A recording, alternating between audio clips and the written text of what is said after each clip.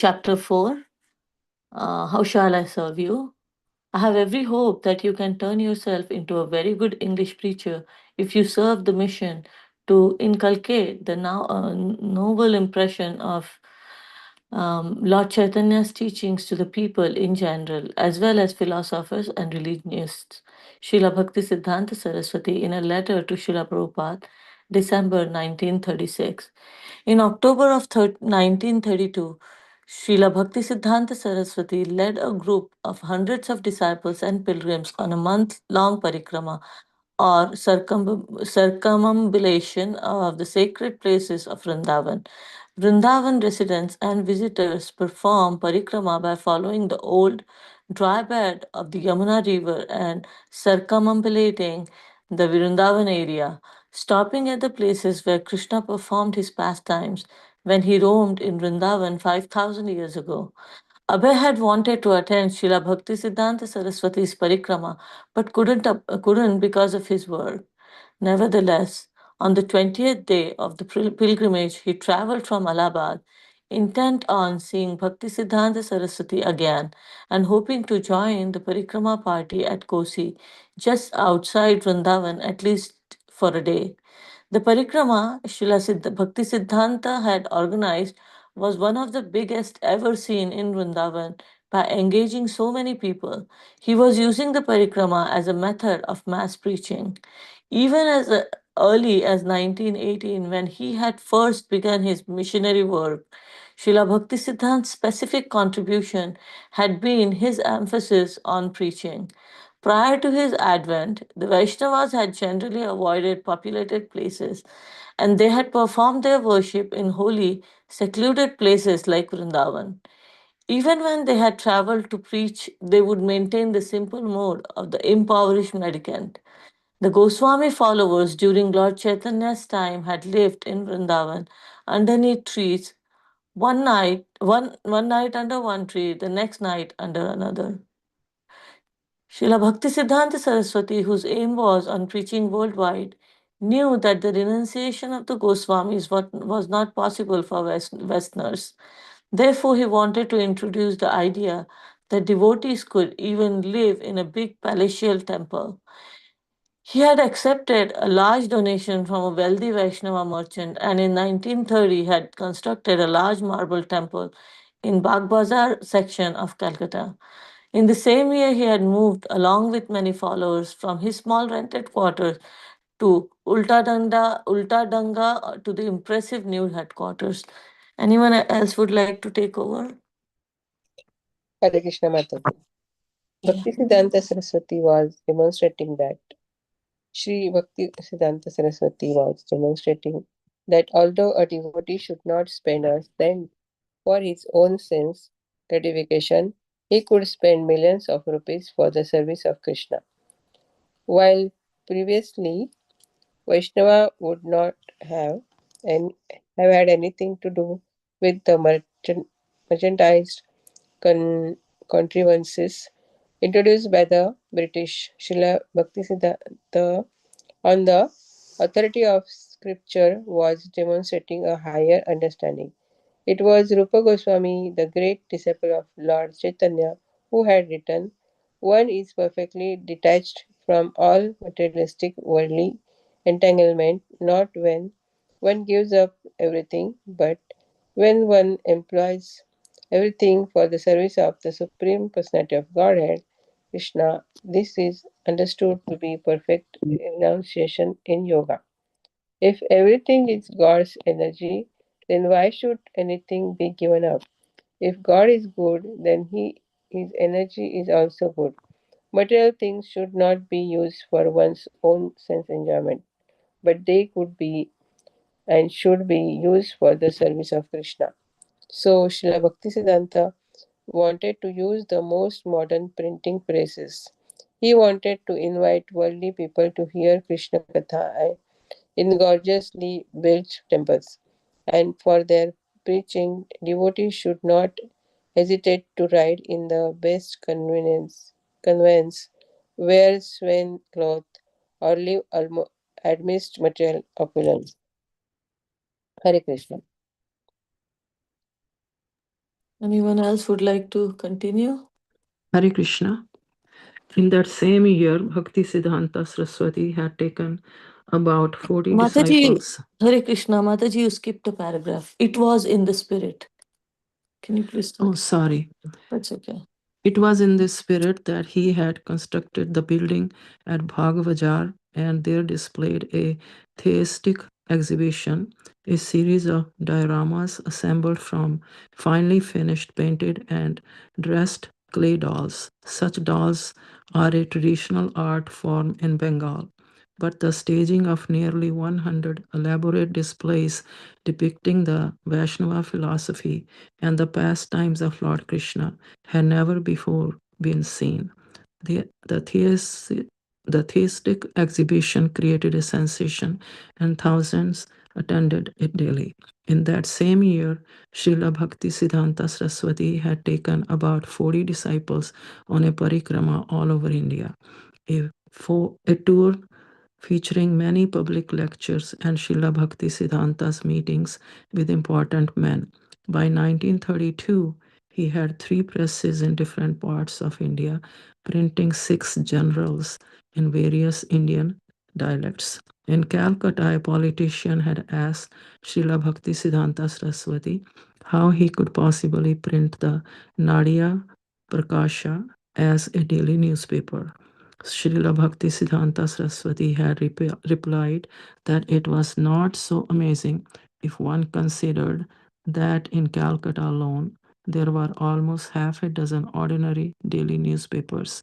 Although Calcutta was but one city amongst all the cities of India, India was but one nation amongst many nations on the earth.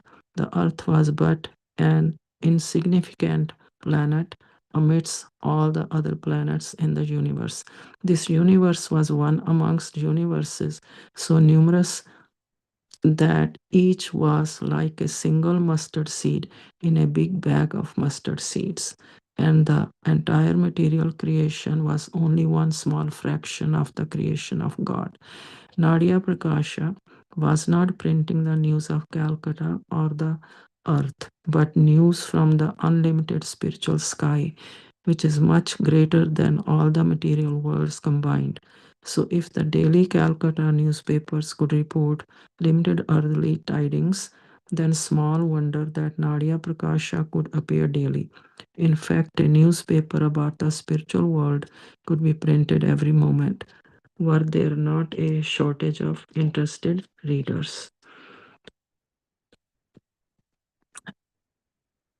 One of Srila Bhakti Siddhanta's publications was in English, The Harmonist, and it advertised the Vrindavan Parikrama of 1932. Hare Krishna.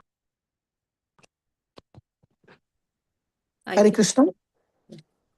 Go ahead, Mataji. The G after you. Thank you. No, no, no. First you read. I want to hear your reading. Hare I'll, Krishna. I'll read later, yeah. Thank you, man. Circumambulation of Sri Braj Mandal. His Divine Grace Paramahansa Sri Srimad Bhakti Siddhanta Saraswati Goswami Maharaj, the spiritual head of the Madhav Gaudiya Vaishnav community, following Sri Krishna Chaitanya Mahaprabhu, has been pleased to invite the cooperation of all persons of every nationality, irrespective of caste, creed, color, age, or sex, in the devotional function of circumambulation of the holy sphere of Braj in the footsteps of the Supreme Lord Sri Krishna Chaitanya, who exhibited the Leela of performing the circumambulation of Sri Braj Mandal during the winter of 1514 AD. When Abhay had heard from the members of the Allahabad Gaudiya Math about the parikrama, he had been fully occupied with his local Prayag pharmacy business and traveling to secure new accounts. But he had calculated how he could join at least for a day or two, and he had fixed his mind on again obtaining the darshan of Srila Bhakti Siddhant Saraswati. Srila Prabhupada. I was not initiated at the time of the parikrama, but I had a very good admiration of these Gauriya Mutt people. They were very kind to me, so I thought, what are these people doing in this parikrama? Let me go. So I met them at Kosi. Hare Krishna. Do we have to continue? Yes, Mataji, you can read now. Thank you. Yeah, no, Prabhuji is not there yet. Okay. More 5 minutes, and then I can join. Should I read Prabhuji or you want to continue? No. You read, please. Okay, okay. Hare Krishna. The Parikrama party traveled with efficient organization. An advance group bringing all the bedding and tents would go ahead to the next day's location where they would make camp and set up the kitchen. Meanwhile, the main party, bearing the deity of Lord Chaitanya Mahaprabhu and accompanied by Kirtana singers, would visit the places of Lord Krishna's pastimes and in the evening arrive in camp. The camp was divided into sections and arranging in a semicircle and pilgrims were assigned to a particular section for the night.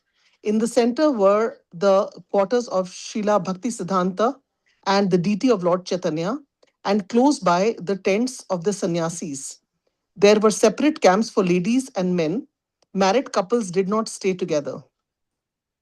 There was also a volunteer corps of guards who stayed up all night patrolling the area. At night, the camp, with its hundreds of tents with gas lights and campfires, resembled a small town, and local people would come to see, astonished at the arrangements. In the evening, everyone would gather to hear a discourse by Srila Bhakti Siddhanta Saraswati. The pilgrims, Prabhuji, let me know when to stop. The pilgrims would rise early each morning and chant Hare Krishna together. Then, carrying the deity of Lord Chaitanya, they would set out in procession, kirtana groups, the police band, the lead horse, the flag bearers, and all the pilgrims. They traveled to the holy places, the birthplace of Lord Krishna, the place where Lord Krishna slew Kamsa, the Adi Keshava temple, Radha Kund, Sham Kund, and many others. Srila Bhaktisiddhanta Saraswati's massive pilgrimage has been rolling on with great success when he met with serious opposition. The local temple proprietors in Vrindavan objected to Srila Bhaktisiddhanta's awarding the sacred Brahmanical thread to devotees not born in the families of Brahmana.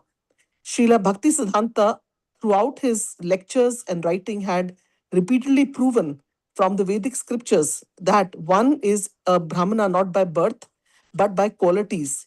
He often cited a verse from Sanatana Goswami's Hari Bhakti Vilas stating that just as base metal, when mixed with mercury, can become gold, so an ordinary man can become a Brahmana if initiated by a bona fide spiritual master.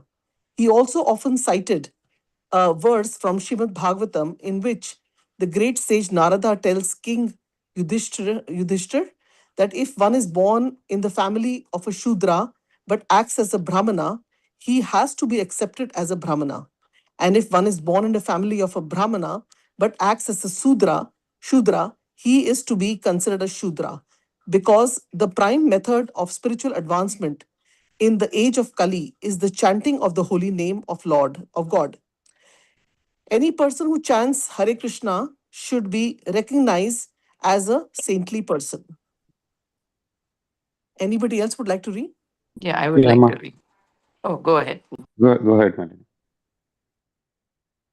When the local Panditas approached Srila Bhakti Siddhanta Saraswati for discussion, they questioned giving initiation and is awarding the Brahminical thread and sannyasa dress to persons of lower caste.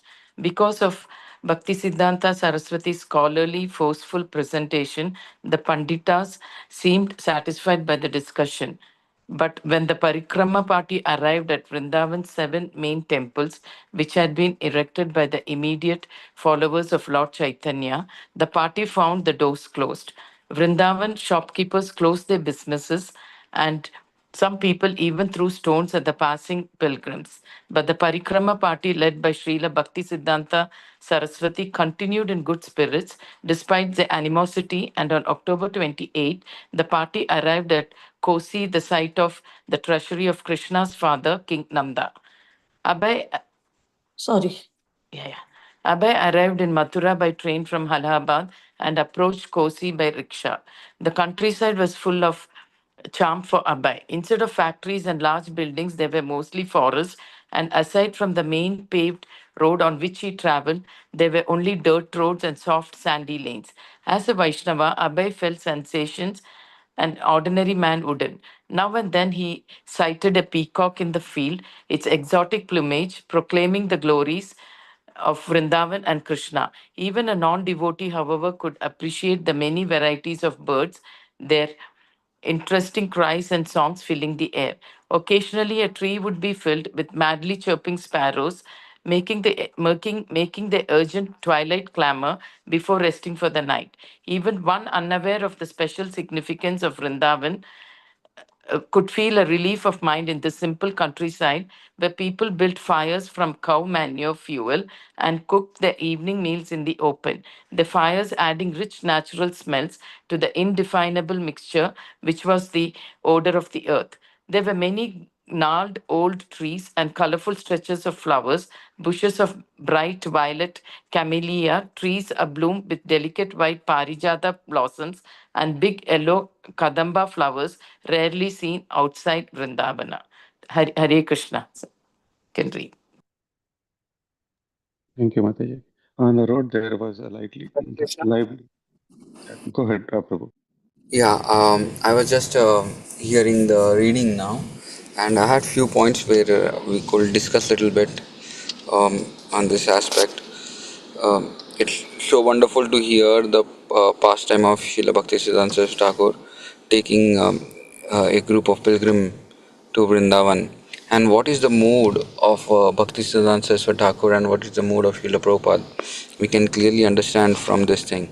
Even though they are going to the Vrindavan, but the most important aspect of going to Vrindavan is to hear about from his spiritual master. Abhay Charan, Srila Prabhupada, he came just to take association of his spiritual master in a holy place and to hear from him. There's very beautiful description of what is happening there, how the scene is there, everything. But the main thing what Srila Bhaktisiddhanta Thakur tells here is that, you know, whenever, wherever we are going, especially to a holy site, it's more important that we hear rather than see the places. And that is what is going to manifest. Did we read that section where Bhakti Siddhanta Thakur is giving talk and then um, Prabhupada is still staying there? This did we No, read? Prabhupada. Okay, No, we didn't go through that. we didn't go through that. We are just about to go through that. It will come little ahead. But the more important aspect is that he wants to hear Krishna Katha from his spiritual master. That is like the main principle of going to the holy place. And few things about Bhakti Siddhanta Thakur also. It's like very wonderful. This Bagh Bazar Mandir which was constructed. It was one of the best temples what Bhakti Siddhanta Thakur had constructed. But then what had happened in Bagh Bazar, all the disciples, as soon as it was constructed, the senior disciples, they were having a fight among each other, telling that, I want the room facing to the Ganges. And because of that thing, Bhaktisiddhanta Thakur could understand that there was no mood of preaching, rather than mood of enjoying the facilities.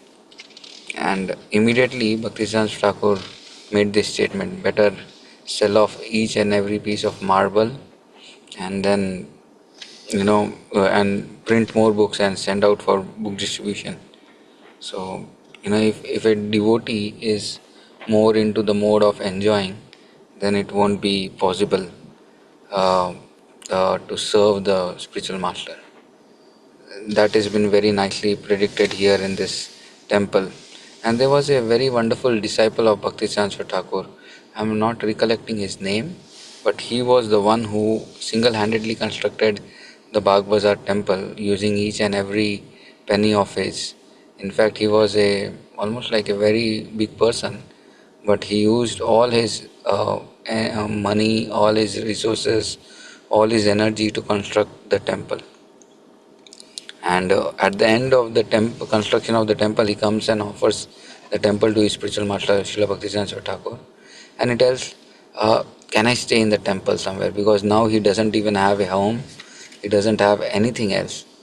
And then now he's just asking Bhaktisiddhanta Thakur, can I just stay for, if you give me a room somewhere in the temple, me and my family can stay. I'm not recollecting the name but then um, but it's a very beautiful story regarding the Bagh Bazaar temple. What we are reading right now about the Bagh Bazaar temple, which is constructed. A lot of expenditure was done, and then expenditure was done. So this is like very wonderful to understand.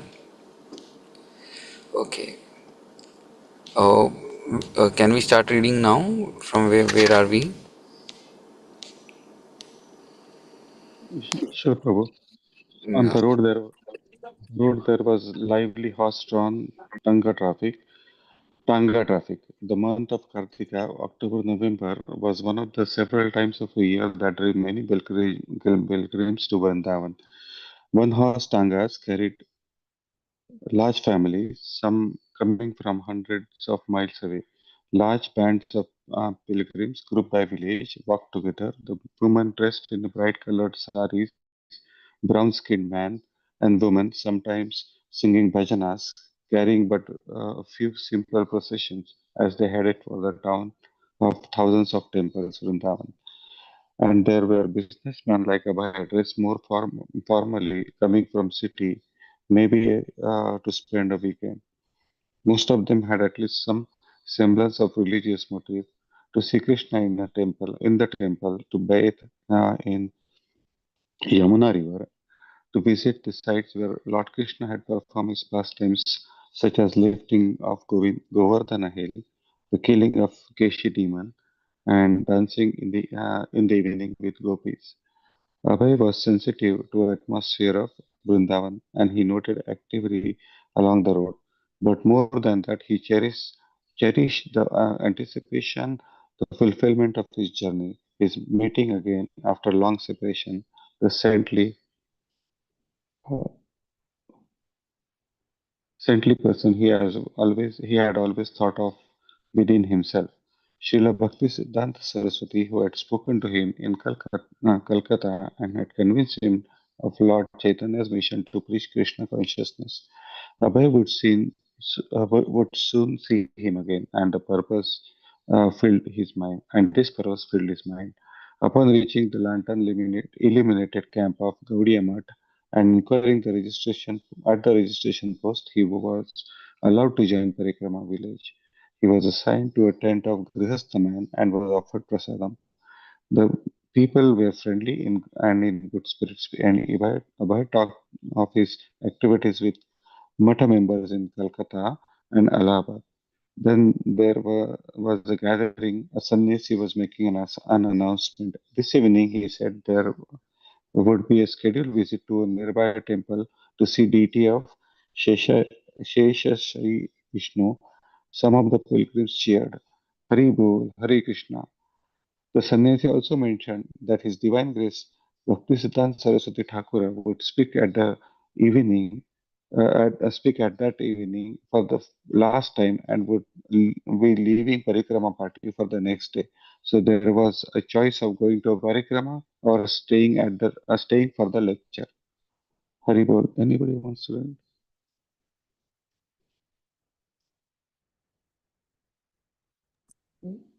Anyone would like to read? Or? Hare Krishna, can I read? Yes, please. Srila Prabhupada. So I met them in Koshi, and Keshav Maharaj was informing that Srila Bhaktisiddhanta is going to Mathura tomorrow morning, and he will speak Harikatha this evening. Anyone who wants to may remain, or otherwise they may go to see Sheshashai Vishnu.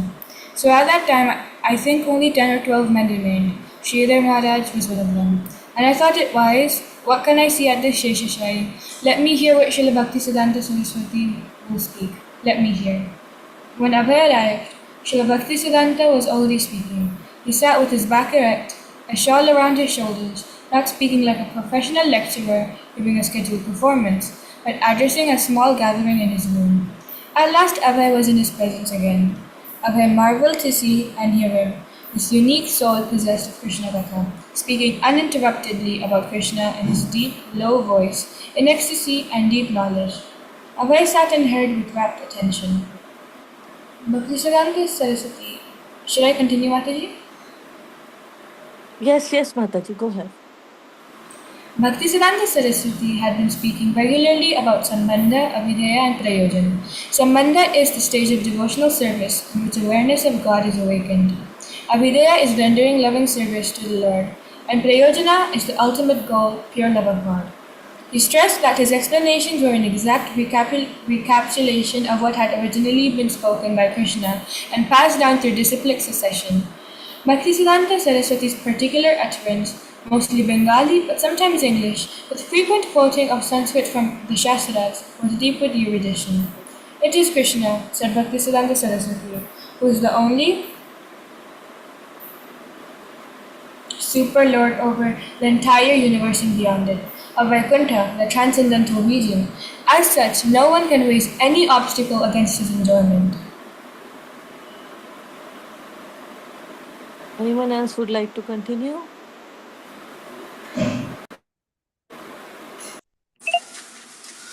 I can continue.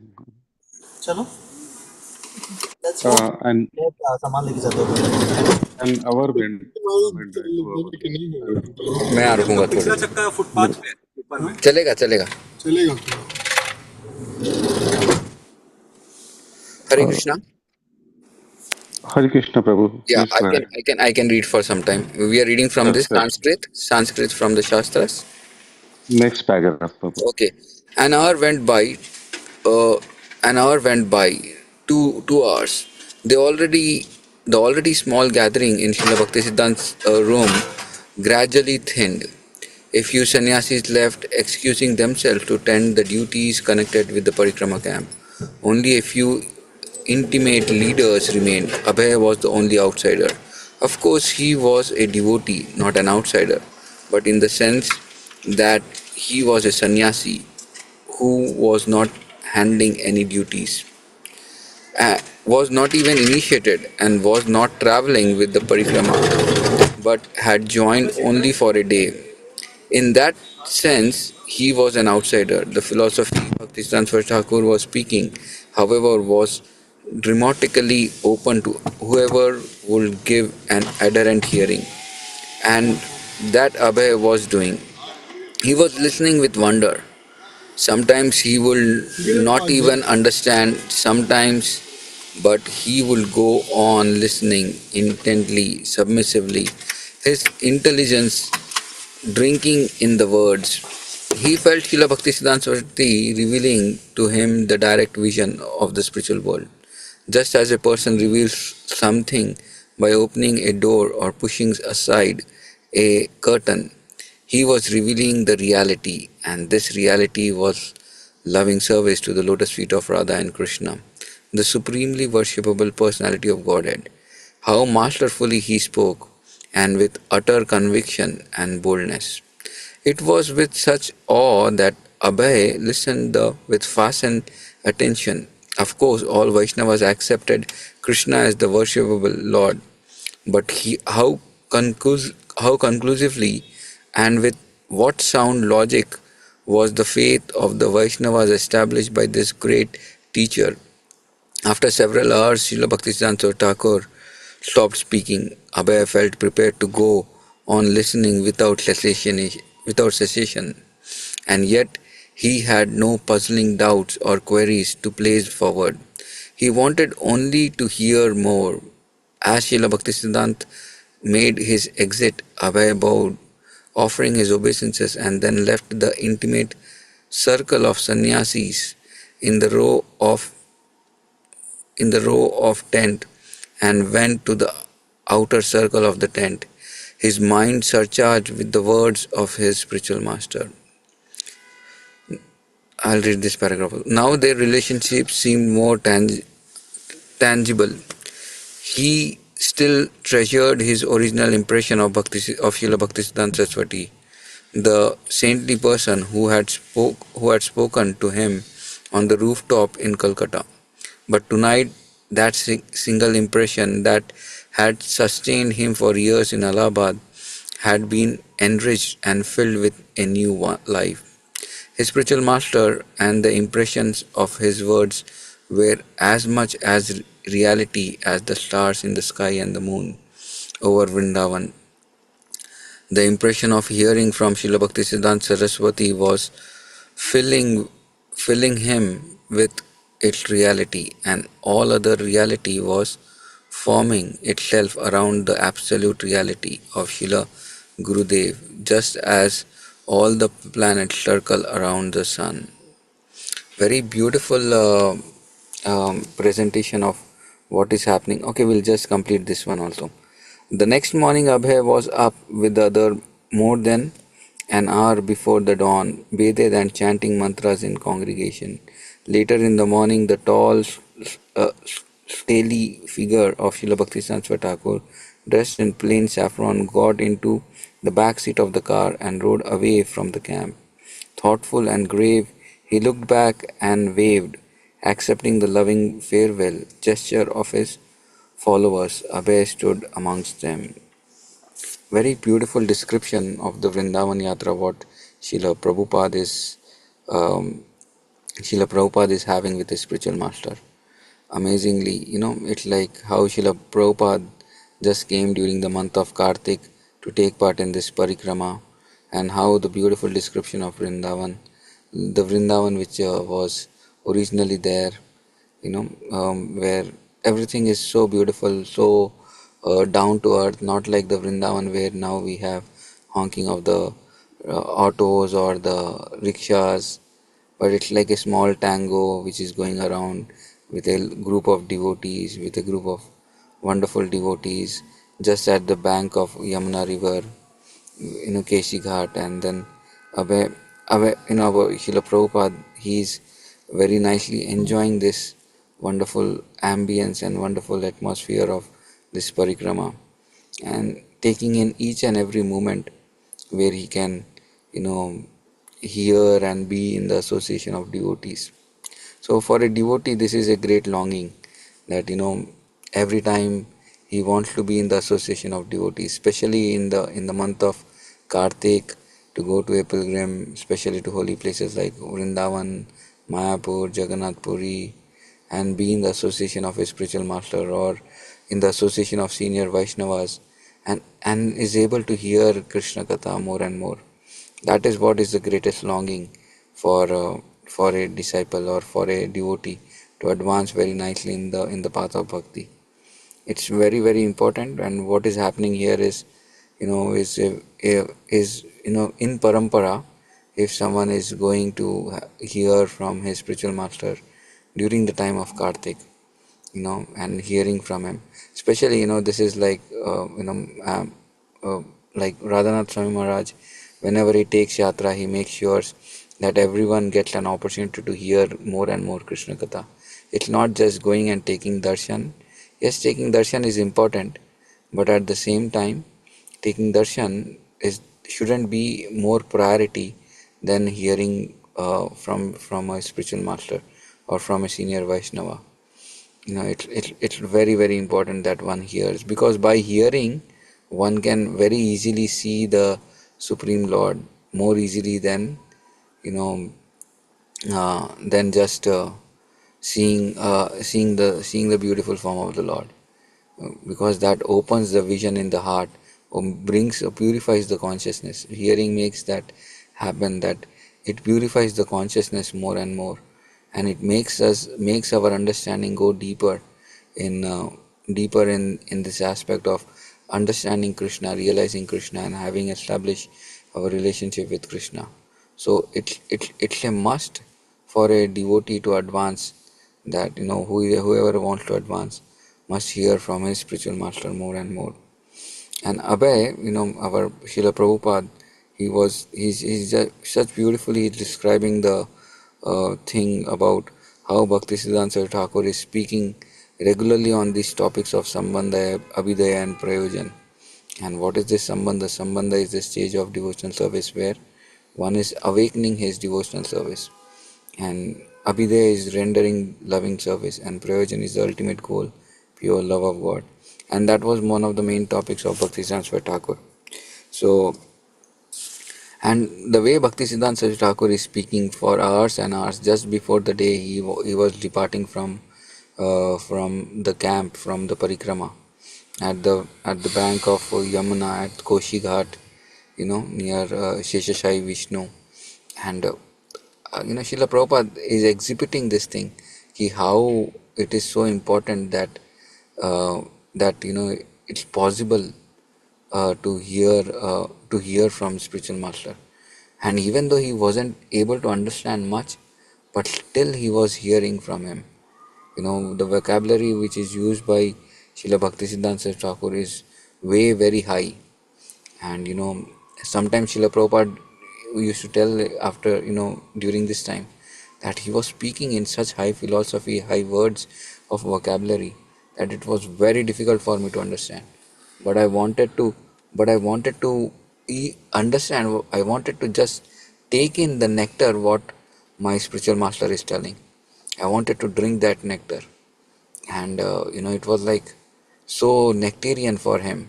In fact, during this talk in Vrindavan, he makes a point, Bhakti Saraswati Thakur, someone is speaking in the back, and then he tells that, oh, how is it that, he tells that you just gave me a donation, that doesn't mean you have purchased me, and you can speak whatever you want when I am speaking Krishna Katha. Who cares for your donation? No one cares for the donation. If you are here, kindly hear with great silence this Krishna Katha. So this is like so wonderful message what Bhakti Saraswati Thakur is telling. That if someone gives donation, that doesn't mean he can make any noise or anything like that to a speaker. It's not like that. It's always like, you just have to be very, very submissive in that regard to hear from the spiritual master. So whenever it's about hearing, it's like Tadvidi, what is that sloka from Bhagavad Gita? To be very submissive. Tadvidi pranipatena pariprasnena sevaya updeshana kana jnaninas tattva darshina. So if we want to hear from a spiritual master, then these three qualities of being very submissive, being very inquisitive, and also in a mood of rendering service, then only it's possible that one can hear from a spiritual master. So this is such an important aspect in that regard, ki we are hearing from a spiritual master in this regard of very submissively we are hearing, in a very inquisitive mood, and then rendering some service to the spiritual master. So this is the main mood of a sadhaka, where he's hearing from his spiritual master. Only when we have this mood, then can we make advancement. Then can this hearing process be completely satisfy as a devotee. And you can see how much Srila Prabhupada, when he was hearing with a submissive heart, how much his heart was so submissive, so satisfied at the end of the talk. He himself is telling that I was so fully nourished as if I was drinking Krishna. Why? Because Bhaktisiddhanta Saraswati Thakur words were not different than, describing the glories of Krishna. And when one hears the glories of Krishna from a pure devotee, you feel satisfied because you are touching Krishna. There is a verse in Srimad Bhagavatam in Prithu Maharaj section where it is told that, when you hear from great self-realized souls, from a pure devotee, what happens during that time? The dust from the lotus feet of Krishna, the saffron particles, they enter the sound vibration which a pure devotee is glorifying Krishna. And when he enters this sound vibration, when he enters this when the sound vibration enters the saffron dust particle enters the sound vibration, and what happens, when he is speaking about the glories of Krishna, this sound vibration actually go all throughout the atmosphere, And whoever is hearing very submissively, these saffron particles fall on the head of these devotees who are hearing very submissively. So hearing is so important, and then you feel the touch, the blessings of Krishna manifesting within our own hearts. And this is what is happening here, in Srila Prabhupada's life right now. What is happening is, he's able to experience Krishna, because Krishna is manifesting through the words of Srila Bhakti Saraswati Thakur, and he's getting realized by those words. He's feeling such nourishment, such contentment in his heart, that he's fully satisfied, and he's relishing that moment. And this is like, one very important thing about this thing also. Whenever we are with our spiritual master or with our senior devotee, whenever we have an interaction or whenever we are there around him, they form a great amount of impressions. And these impressions, the more we collect, that impressions will be very helpful in regard to, keep that touch with them very nicely. Whenever we are alone or whenever we are meditating or sitting, we can always revive that impressions within our heart. And when we revive those impressions within our heart, we feel great amount of satisfaction. So, the more one, takes the right impressions, right scripts by being in touch with the spiritual master, it becomes so beautiful actually, that you have the right scripts, right impression, and then you can cherish those impression when you are, going through tough time, or when you are going through some difficulties, or when you are not feeling encouraged, or when you are feeling lonely. This is the thing what will help a disciple to grow more deeper actually, because he has taken the right impressions in the heart, and those right impressions will help him to, cherish, live by that principles, live by that live by that teachings of his spiritual master, because he has taken the right impressions. So one should never miss an opportunity to, if opportunity arises, he should never miss an opportunity to be in the association of his spiritual master and of senior devotees. So that should be like a great aspiration, that any time a devotee is there around, any opportunity is there, one should just take it very seriously, and one should just try to lead his life in that regard, where he is able to serve, where he is able to be with his spiritual master, because he's carrying that impression, he's making that impressions go very nice in his heart, and those impressions will be so beautiful to always remember, cherish, and get encouraged. So this is something what Srila Prabhupada is also telling here, that I got a very wonderful impression of being with Bhakti Siddhanta Swami Thakur for a long time, hearing from him for 6 hours. It was almost like 6 hours he was hearing. So it's like so beautiful, hearing from a spiritual master for so long. Nothing else to do, no distractions, nothing. It's just hearing from a spiritual master. So this is really worth meditating actually. How Bhaktisiddhanta Saraswati Thakur and Srila Prabhupada is interacting. And this is one of the main interactions what Bhaktisiddhanta Saraswati Thakur had with Srila Prabhupada. Um, and this is where, at the time of initiation, Srila Bhaktisiddhanta Saraswati Thakur, when, Prabhupada is in Mumbai, and, is it in Mumbai or Allahabad?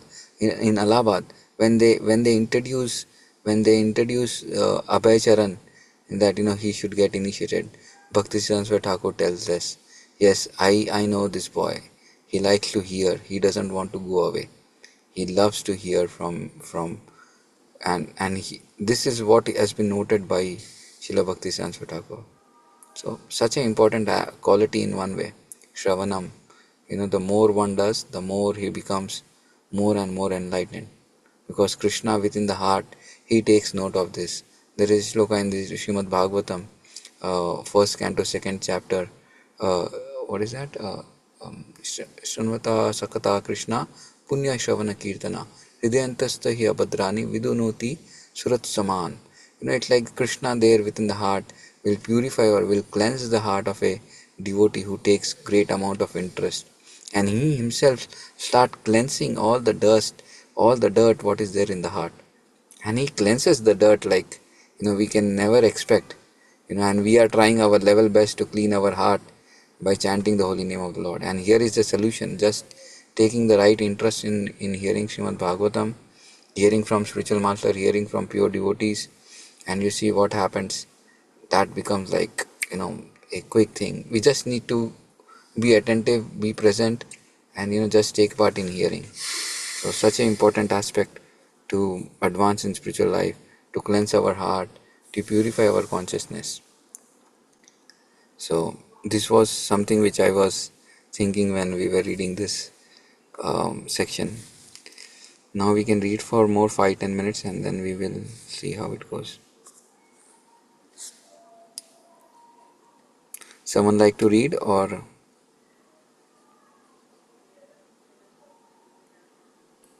Hare Krishna? Hare Krishna, Prabhu. Pranita Mataji, Yeah, Or you can read. Go ahead, Prabhuji. okay, a little more than a month later, Abhay was again anticipating an immediate meeting with Srila Bhaktisiddhanta, this time at Allahabad. Abhay had only recently returned from Vrindavan to his work at Prayag pharmacy when the devotees at the Allahabad Gaudiya Mutt informed him of the good news. They had secured land and funds for constructing a building. The Sri Rup Gaudiya Mutt and Srila Bhakti Siddhanta would be coming on November 21st to preside over the ceremony for laying of the core stone. Sri William Malcolm Haley, Governor of the United Province, would be would be the respected guest, and in a grand ceremony would lay the foundation stone in the presence of Srila Bhakti Siddhanta. When Abhay learned that there would be an initiation ceremony, he asked if he could be initiated. Atulananda, the Mutt president, assured Abhay that he would introduce him to Srila Bhakti Siddhanta Thakur. At home, Abhay discussed his initiation plan with his wife. She had no objection, but she did not want to take initiation herself. They were already worshipping the deity at home and offering their food to the deity. They believed in the God and were living peacefully. But for Abhay, that was not enough. Although he would not force his wife, he knew he must be initiated by a pure devotee. Avoiding sinful life, living piously, these things were necessary and good, but in themselves they did not constitute spiritual life and could not satisfy the yearning of the soul. Life's ultimate goal and the absolute necessity of the self was love of Krishna. That love of Krishna his father had already inculcated within him, and now he had to take. Can we park here? This? Yeah.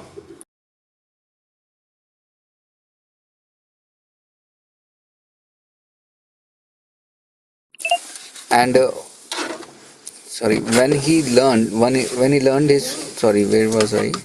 Inculcate with him, and now he had to take next step. His father would have been pleased to see him do that. When he had learned from his father was now being solidified by someone capable of guiding all the fallen souls of the world of transcendental love of God. Abhay knew he should go forward and take complete shelter in the instructions of his spiritual master and the scriptures enjoined. He was he who is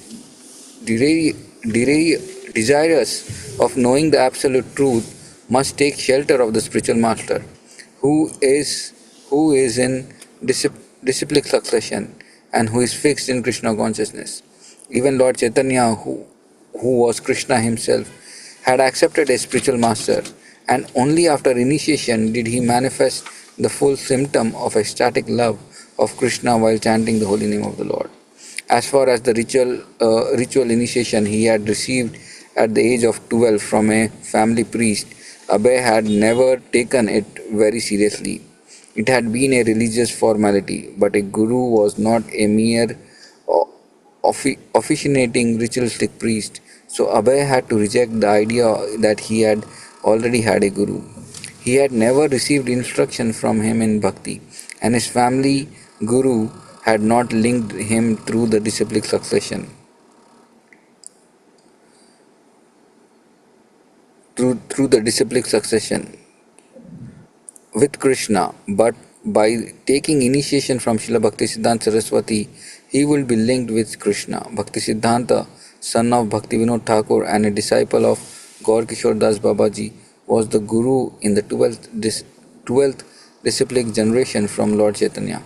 He was the foremost Vedic scholar of the age, the expert Vaishnava who could guide one back to Godhead. He was empowered by his predecessors to work for the highest welfare by giving everyone Krishna conscious, the remedy for all suffering.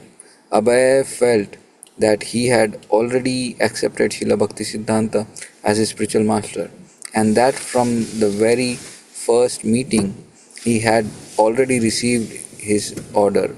Now, if Bhaktisiddhanta would accept him as his disciple, the relationship will be confirmed.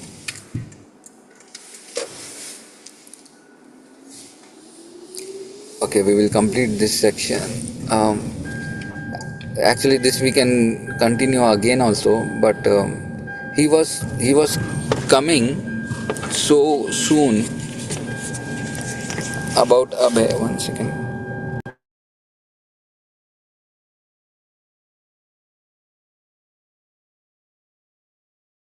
Yeah. He was coming so soon after Abhay had seen and heard him in Vrindavan. This was how Krishna acted through his representative. It was as if his spiritual master, in coming to where Abhay and his family and business was coming to draw him further into the spiritual life. Without Abhay having attempted to bring it about, his relationship with Srila Bhaktisiddhanta was deepening. Now Srila Bhaktisiddhanta was coming to him as if by a higher arrangement. On the day of the ceremony, Srila Bhaktisiddhanta Saraswati met with his disciples at Allahabad Gaudiya Math on the south Malakam Street. When he was speaking Harikatha and taking questions, Atulananda Brahmachari took the opportunity to present several devotees, Abhay amongst them, as a candidate for initiation. The Allahabad devotees were proud of Mr. De, who regularly attended the matha in the evening and led bhajans, listening to the teachings and spoke them himself, and often brought respectful guests. He had contributed money and had induced his business colleague also to do so. With folded palms, Abhay looked up humbly at his spiritual master. He and Srila Bhaktisiddhanta Saraswati were now face to face, and Srila Bhaktisiddhanta recognized him and was visibly pleased to see him. He already knew him. Yes, he said, exchanging looks with Abhay. He likes to hear, he does not go away. Come down, please. I have marked him. I will accept him as my disciple. At, at that, as the moment and the word became impressed into his being, Abhay was in ecstasy. Atulananda was pleasantly surprised that his Gurudev was already in approval of Mr. De. Other disciples in the room were also pleased to witness Srila Bhaktisiddhanta Saraswati immediate acceptance of Mr. De as a good listener. Some of them wondered when or where Srila Bhaktisiddhanta had arrived at such estimation of the young pharmacist. At the initiation, Srila Bhaktisiddhanta Saraswati was seated on a Vyasasana, and the room was filled with guests and members of the Gaudiya Math. Those to be initiated sat around a small mound of earth where one of the Srila Bhakti Saraswati sannyasi prepared a fire and offered grains and fruit into the flame. While everyone chanted the mantras for purification, Abhay's sister and brother were present but not his wife. Abhay basked in the presence of his Gurudev. Yes, he likes to hear the words of his spiritual master, and his glances of recognition had remained with Abhay. Abhay would continue pleasing his spiritual master by hearing well. Then he thought, I will be able to speak well. The Vedic literature described 9 processes of devotional service, the first of which is Shravanam, hearing about Krishna, then chanting, then came Kirtanam, chanting about and glorifying him.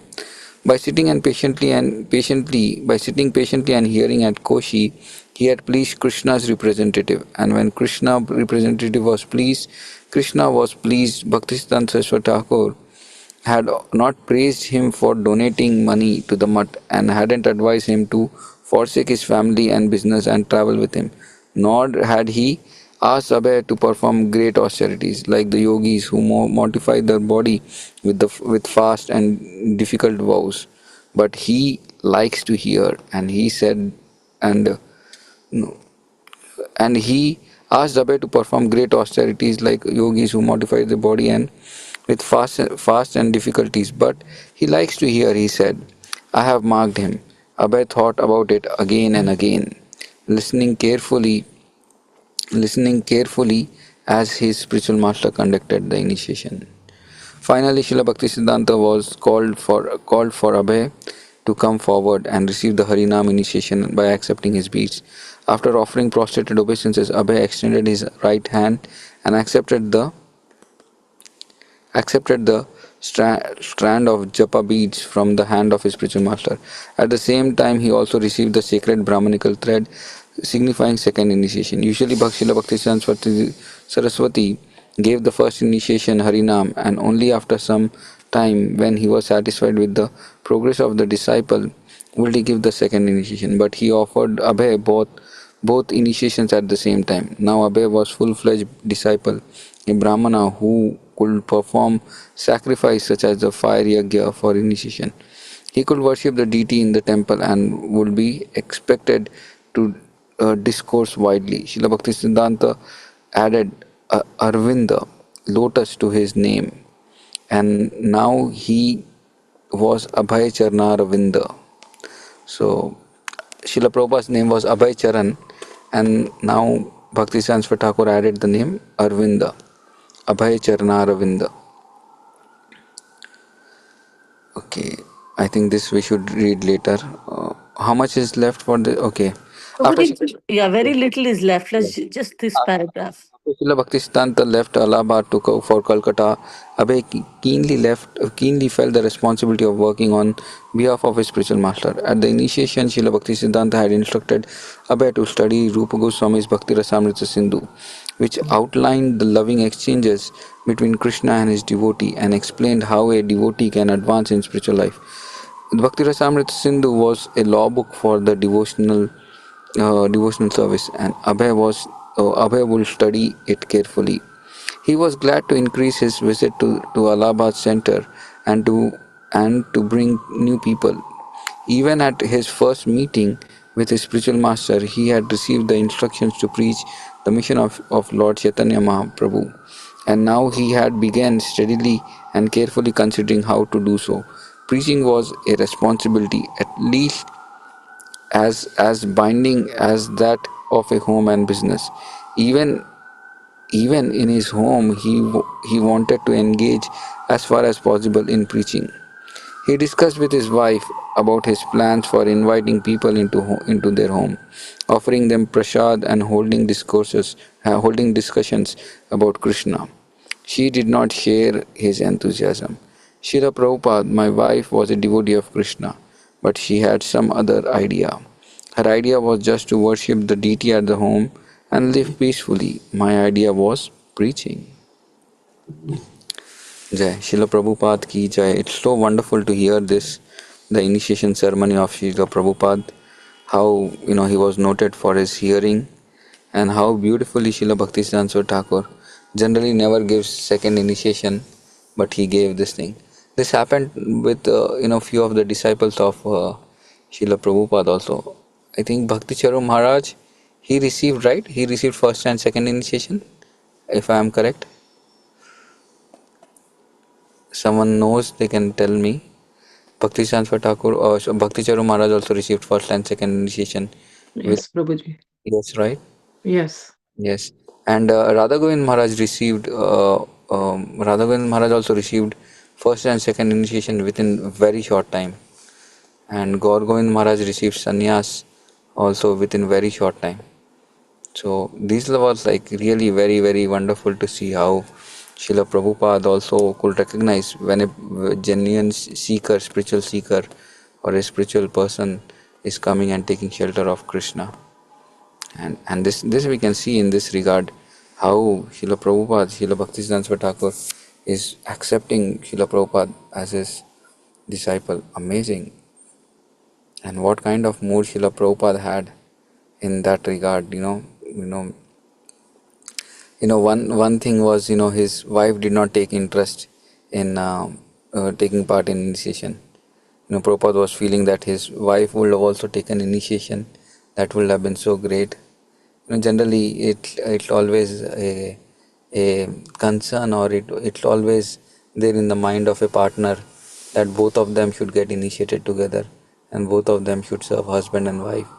If they get initiated by a spiritual master and then they serve, it becomes very joyful.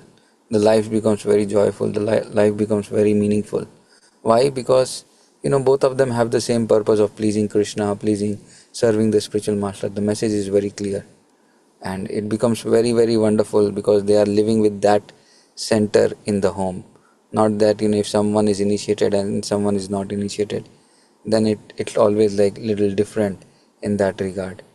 So this is what Srila Prabhupada also was thinking, that his wife will also become a preacher, help him in to preaching to all the people around.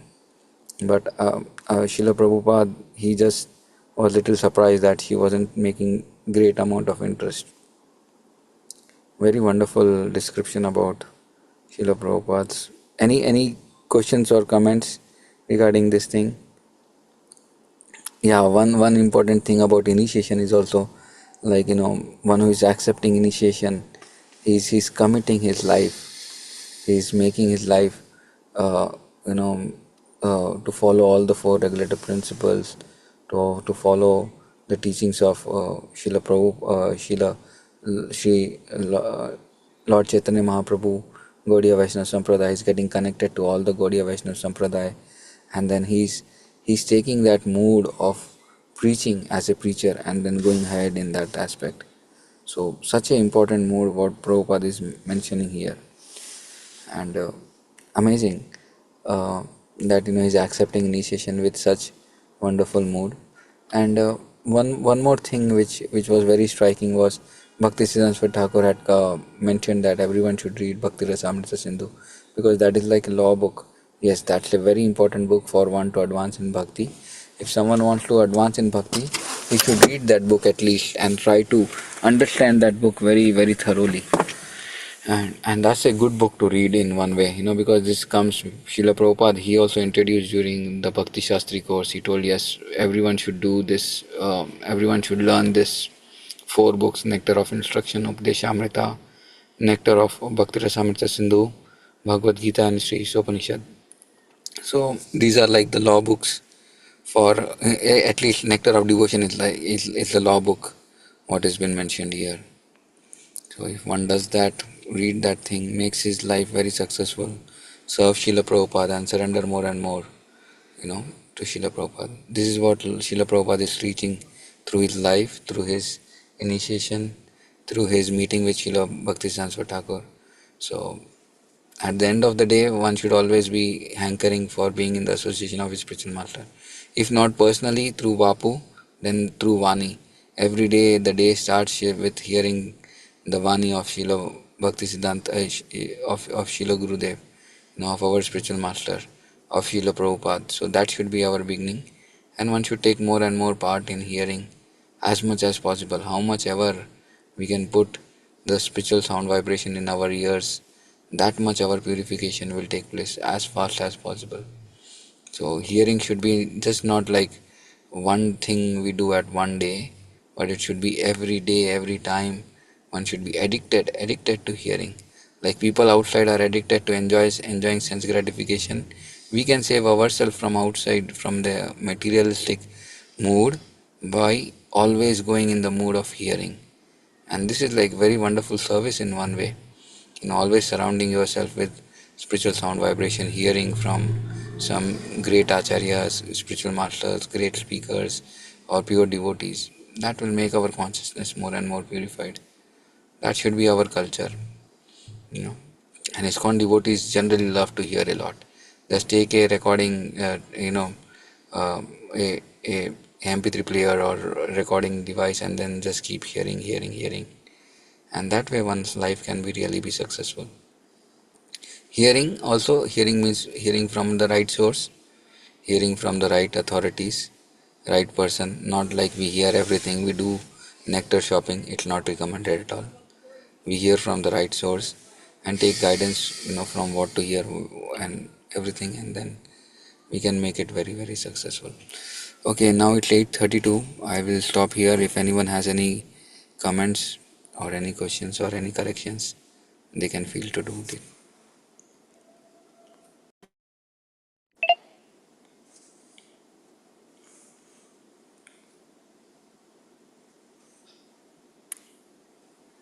Hare Krishna, Prabhuji. Thank you so much for explaining Lilamrita so nicely and recapping everything that we've been reading.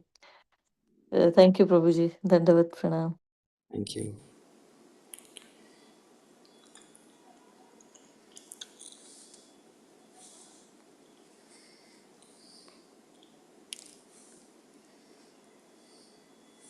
Hare Krishna, anything else?